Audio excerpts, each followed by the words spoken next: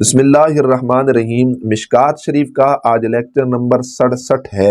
66 lecture ہمارے بحمداللہ مکمل ہو چکے، اور جو باب چل رہا تھا وسوسے کے حوالہ سے فصل ثانی کی حدیث نمبر 2، اس کو آج ہم بیان کریں گے۔ وعن ابن مسعود رضی اللہ تعالی عنہ قال قال رسول اللہ صلی اللہ علیہ وآلہ وسلم انا للشیطان لمۃ بابن آدم وللملک لمۃ فاما لمۃ الشیطان فإعاذ بالشر وتکذیب بالحق۔ حضرت ابن مسعود رضی اللہ تعالیٰ عنہ فرماتے ہیں کہ اللہ کے حبیب صلی اللہ علیہ وآلہ وبارک وسلم آپ نے ارشاد فرمایا ہے کہ ان للشیطان لمۃ، کہ بے شک شیطان کا بھی اثر ہے، اس کا ایک تصرف ہے، اس کا ایک کیا ہے، اثر ہے۔ بابن آدم، آدم علیہ السلام کی اولاد مطلب انسانوں کے لیے، وللملک لمۃ، اسی طرح جو فرشتے ہیں ان کا بھی ایک اثر ہے، فرشتوں کا بھی ایک تصرف ہے۔ فاما لمۃ الشیطان فإعاذ بالشر، جو شیطان کا اثر ہے، جو شیطان کا تصرف ہے، وہ اس حوالہ سے ہے کہ وہ مصیبت سے ڈراتا ہے، وتکذیب بالحق، اور وہ حق کو جھٹلاتا ہے۔ جو سچی بات ہوگی، جو حق بات ہوگی، اس سے وہ کیا کرے گا، انسانوں کو دور کرے گا، اور جو مصیبتیں ہوں گی اس سے وہ کیا کرتا ہے، ڈرانا اس سے اس کا مقصود ہوتا ہے۔ اچھا، پھر وہ حق سے مراد مختلف چیزیں محدثین نے ذکر کی ہیں۔ اس سے مراد توحید باری تعالیٰ بھی ہے، اللہ کے حبیب علیہ السلام کی رسالت بھی ہے، اس سے مراد قرآن مقدس بھی ہے، اس سے مراد سچ بولنا بھی ہے۔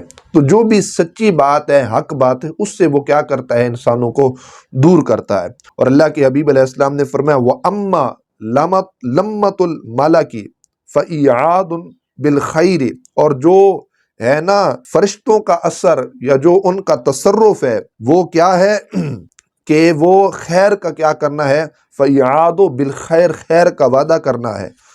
اور فرمایا وَتَصْدِيقٌ بِالْحَقِّ، اور سچ کی تصدیق کرنا ہے۔ یہ ہے فرشتوں کا اثر کہ وہ سچ کی کیا کراتے ہیں، تصدیق۔ قرآن مقدس سچی کتاب ہے، انبیاء علیہ السلام پر جو صحائف اترے وہ سچی کتاب ہے۔ اسی طرح جو باقی جتنی بھی چیزیں حق ہیں رب رسول کی طرف سے، شیطان فرشتے جو ہیں وہ تصرف کرتے ہیں، اور وہ اس کی جو ہے نا تاثیر سے ہمیں کیا کرتے ہیں، ہمارے اذہان کے اندر ایک بات ڈالتے ہیں کہ جو بھی چیزیں سچی ہیں ان کو ایکسیپٹ کرو، ان کو کیا کر لو جی، قبول کر لو۔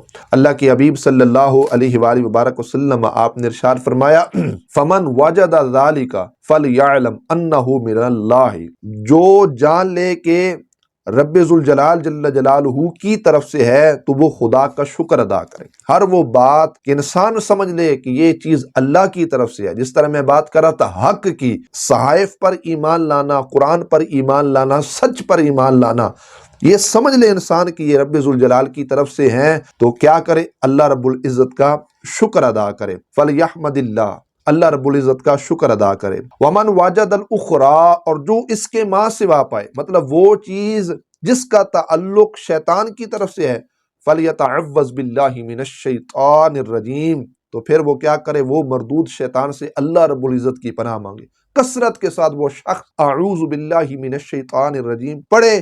اس کو پتہ ہونا چاہیے جھوٹ شیطان کی طرف سے ہے، فسق شیطان کی طرف سے ہے، غیبت شیطان کی طرف سے ہے، حق سے دور کرنا یہ کس کی طرف سے ہے، شیطان کی طرف سے ہے۔ ثم اقرأ، پھر اللہ کے حبیب علیہ السلام نے یہ تلاوت کی، قرآن مقدس کی آیات، الشیطان یعدکم الفقر ویأمرکم بالفحشاء، کہ بے شک جو شیطان ہے نا وہ تمہیں فقری سے ڈراتا ہے اور بے حیائی کا مشورہ دیتا ہے۔ رواہ ترمذی، یہ امام ترمذی نے اس کو روایت کیا ہے۔ وقال ھذا حدیث غریب، اور کہا یہ حدیث کیا ہے جی، غریب ہے۔ اللہ رب العزت حدیث پاک پر عمل کی توفیق نصیب فرمائے، اور اس کے فیضان سے اللہ تبارک و تعالی ہمارے قلوب و اذہان کو روشن منور فرمائے۔ وآخر دعوانا ان الحمد للہ تعالی رب العالمین۔